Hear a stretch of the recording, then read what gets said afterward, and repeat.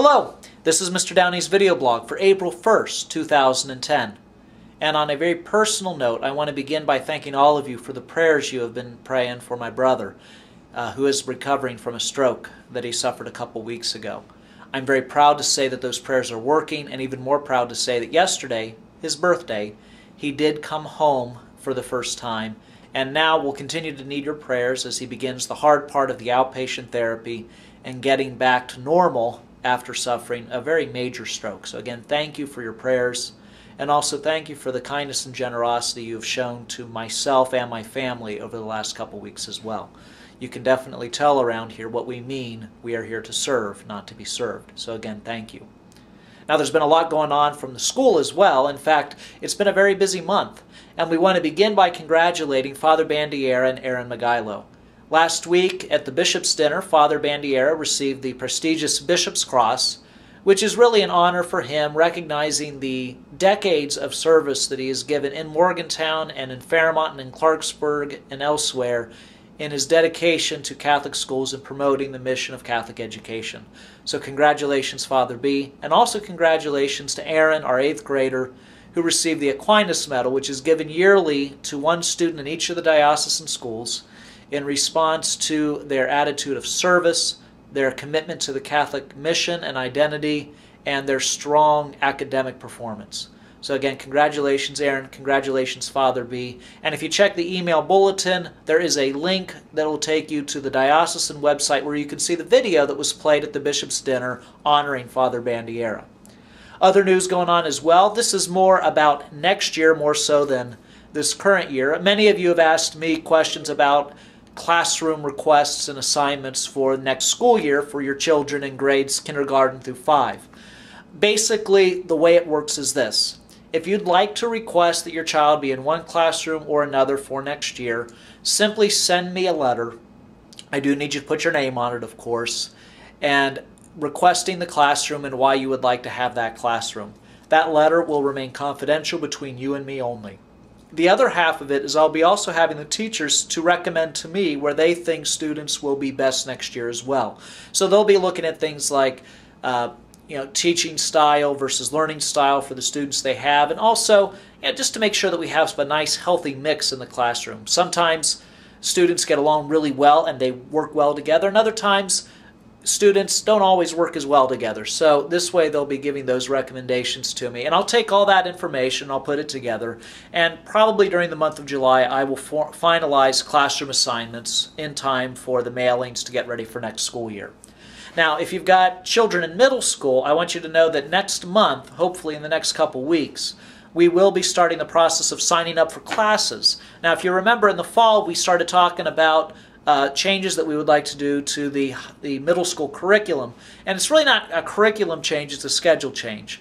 Basically, what we're going to do is model ourselves more along the lines of what the high schools and also even the public middle schools around here do, which is students sign up for classes for credit. We do have a core curriculum that's required. That's going to be read and write and arithmetic. It's the classes that they already take.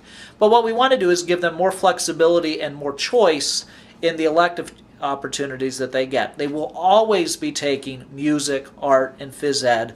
They'll have 2 semester credits they need to do minimum on those. They can take more. But we also want to give opportunities for students to participate in journalism, students to take classes in world cultures that go above and beyond what they get in their social studies class, and many other exciting opportunities. So if you have a child going into the middle school or in the middle school for next year, you will be looking for, in a few weeks, a sign-up sheet. I will be working with students in class to begin the sign-ups, and then they'll bring them home to you. And there will also be a little course catalog that'll have descriptions of a lot of the elective opportunities. Essentially, you'll fill that out, you'll send it back in, and that'll allow myself and the middle school faculty to sit down and to determine which possible elective courses for next year have the most demand, so which ones will we be finally offering, and we'll also begin the process of scheduling students in classes. If you do have more questions, again, more information will be coming out, and you can also feel free to give me a call on the middle school component or middle school schedule for next year. And in terms of if you have a pre-kindergarten student for next year, those classroom assignments are really based upon which program that you wanted. So if you wanted the 5-day 4-year-old preschool, that'll be assigned into one classroom. If you want the 3-day 4-year-old option, that'll be a second classroom. And if you have a 3-year-old, basically we're just asking you, do you want morning or afternoon sessions? And you'll plug in that way as well. So that's the way classroom assignments will be occurring for next year. And again, if you have more questions, please feel free to give me a call, and more information will be coming out as we go through the year. In other announcements, we do have some events coming up. Of course, Godspell Junior will be showing up the week of May, or the May 21st and 22nd. That'll be a middle school production that I'm directing with Father Leon Alexander and also Mrs. Grisso. Hope to see all of you there for those performances.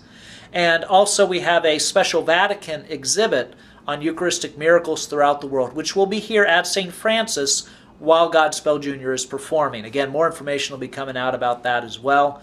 And we are also going to be having a couple other big events coming up with the library. The Scholastic Book Fair will be the first week of May, and then we will have Authors Week that's going the third week of May as well. Again, more information about all of that's in your email bulletin.